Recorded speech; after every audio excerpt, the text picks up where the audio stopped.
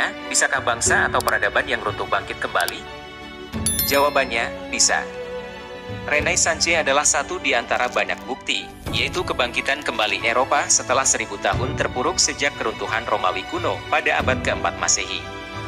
Tidak ada yang membayangkan Eropa bisa bangkit kembali, sebab raja-raja di sana umumnya tidak pandai baca tulis, masyarakat percaya klinik, dan praktek-praktek perdukunan adalah hal biasa. Kampung-kampungnya kecil, kumuh, becek, dan gelap. Tidak ada klinik, rumah sakit, dan fasilitas-fasilitas umum lainnya. Setiap hari orang mati seperti hewan, karena kelaparan dan terjangkit wabah mematikan, atau kalau bukan dianggap terkena sihir saja.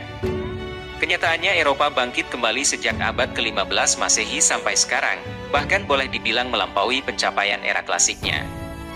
Budaya dan cara berpikir kritis dan filosofis tumbuh kembali yang diterapkan dalam berbagai aspek kehidupan. Dan harus diakui mereka memonopoli sains dan teknologi modern. Fenomena kebangkitan ini juga terjadi pada peradaban Tuhan. Ini biasanya ditandai dan diawali oleh kebangkitan seorang rasul. Hanya saja, kebangkitan rasul ini acap kali disikapi berlebihan oleh mayoritas manusia di zamannya. Dituding menebar ajaran sesat dan menyesatkan, menistai agama, dicap gila, dan seterusnya.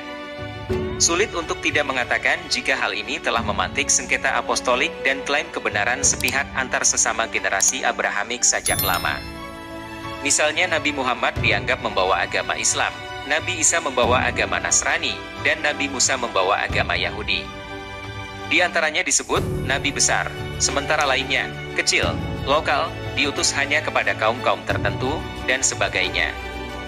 Inilah beberapa di antara banyak hal yang membuat siklus kebangkitan peradaban Tuhan ini ngeblur, sehingga sulit dibaca atau dikenali. Tetapi ini bisa dimaklumi, sebab ada bentangan panjang antara waktu kebangkitan Rasul baru dan Rasul sebelumnya.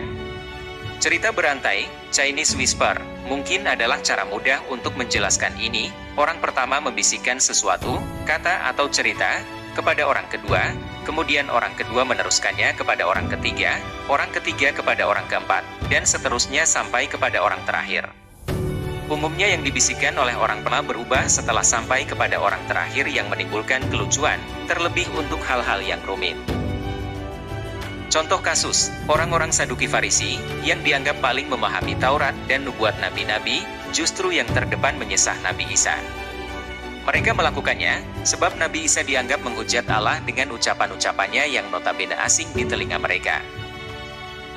Namun Nabi Isa menyangkal mereka dengan mengatakan jika dirinya tidak meniadakan hukum Taurat dan kitab para nabi, melainkan menggenapinya.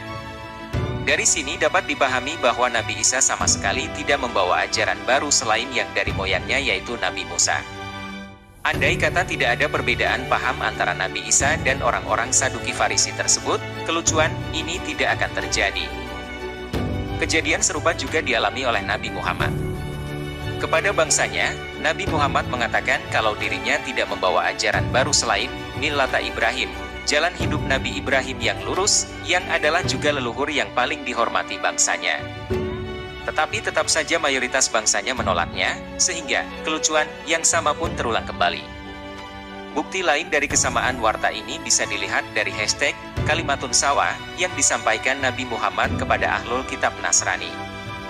Bagi mereka yang lurus dan masih memegang ajaran Nabi Isa maupun Nabi Musa, mengenalinya seperti anaknya sendiri. Warakah bin Naufal, misalnya, mengatakan, inilah namus, sesuatu yang pernah diturunkan kepada Musa, usai berdialog dengan Nabi Muhammad. Sekali lagi, kebangkitan seorang rasul adalah kode keras akan kebangkitan kembali peradaban Tuhan sekaligus upaya purifikasi terhadap ajaran Tuhan itu sendiri, tidak ada hubungan dengan agama atau kepercayaan baru.